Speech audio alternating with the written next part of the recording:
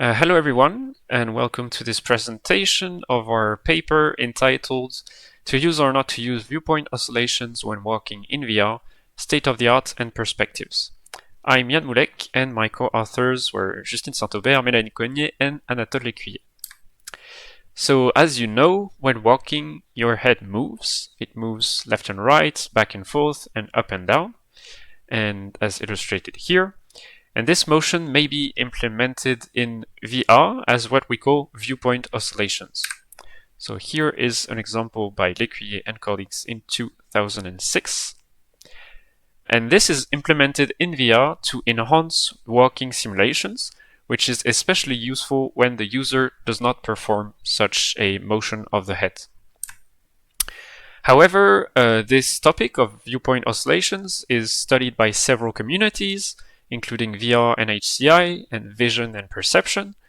These communities use and have used variable terminologies, such as camera motions, head swaying, or viewpoint oscillations, and it is unclear what are the effects of viewpoint oscillations on user experience.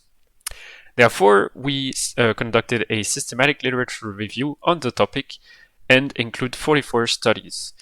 So in this presentation, I'm not going to cover the terminology, methodology, and the characterization of natural head motion while walking, but I will focus on describing past implementations and providing a synthesis of the effects of viewpoint oscillations on 5 dimensions of user experience: walking sensation, vection, cyber sickness, presence, and embodiment.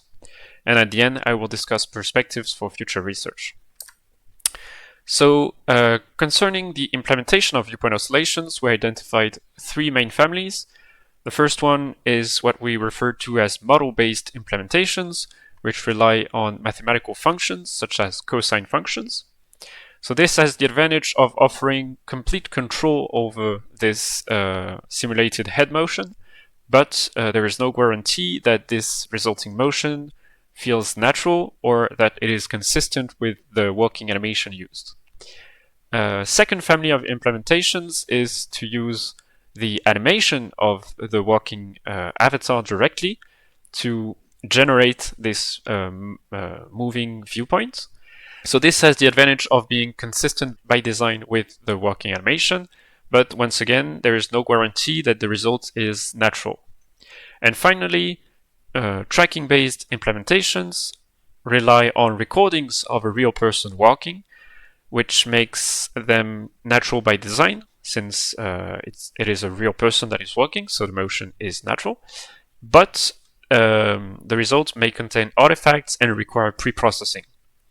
Moreover, in our paper, we suggested guidelines on how to describe future implementations so that the communities may communicate with each other more correctly. So here are a few examples of implementations from the literature. So this is what we simulated as natural oscillations, drawn from a paper from biomechanics. Here is an example of animation-based implementations. This is a model-based implementation by Lécuyer and colleague, which is quite large, but was dedicated to non-immersive VR. And the following will be model-based examples as well. So here is an H shape by Parmesano and Ricker with a smaller amplitude, a V shape by Liu and colleagues, and the final one is an inverted V shape by Bossar and colleagues. So these few examples show the great variety of past implementations. Now on to the effects of viewpoint oscillations on user experience, and firstly walking sensation, which corresponds to the subjective sensation of walking assessed by self-report. And we found 6 papers on the topic that showed that viewpoint oscillations may increase walking sensation. So this is true in non-immersive VR, which is supported by most studies. However, in immersive VR, the results obtained are less significant. Concerning vection, which corresponds to the visually mediated perception of self-motion, it is strongly supported by the literature that viewpoint oscillations increase vection. So this is true for vection strength and vection duration, but the studies also showed that viewpoint oscillations decrease vection onset latency. They also increase perceived speed and estimated travel distance. Concerning cybersickness, which corresponds to VR-induced symptoms of disorientation, nausea, and oculomotor effects, viewpoint oscillations have shown mixed results on cybersickness. So we found 10 studies, 2 that showed an increased cybersickness with oscillations, 2 that showed a decreased cybersickness with oscillations, and 6 that did not identify a significant effect of viewpoint oscillations. So these mixed results could be explained by several factors, which we discuss in the article. This includes the characteristics of the oscillations and the displays, control over the virtual motion, and the exposure time to the visual stimulation. However, we found a study that showed an interesting effect, which was that tracking-based implementations that were not pre-processed seem to increase cybersickness compared to smooth oscillations.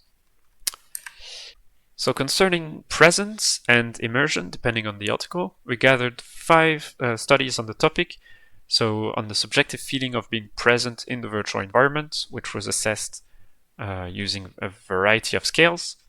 And these 5 studies showed that overall viewpoint oscillations seemed to increase presence, but some of the results were non-significant. And concerning embodiment, or the feeling of owning, controlling, and being inside the virtual avatar, viewpoint oscillations seem overall detrimental for embodiment, but we found a single study that assessed the effects of viewpoint oscillations on this metric. And more specifically, the results of this study was that when the avatar was presented from the first-person perspective, agency was decreased, and from the third-person perspective, agency was not affected, and ownership was not affected in either case. So in the article, we also discussed the influence of various factors on user experience. This includes the characteristics of the oscillations, such as their direction, amplitude, and frequency.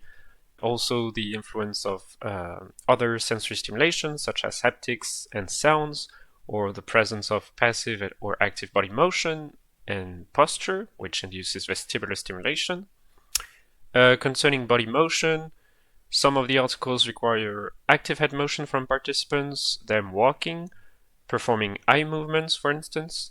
And concerning the control over the virtual motion, it is most of the time not controlled, but may be also controlled by various body motions or controller-based techniques.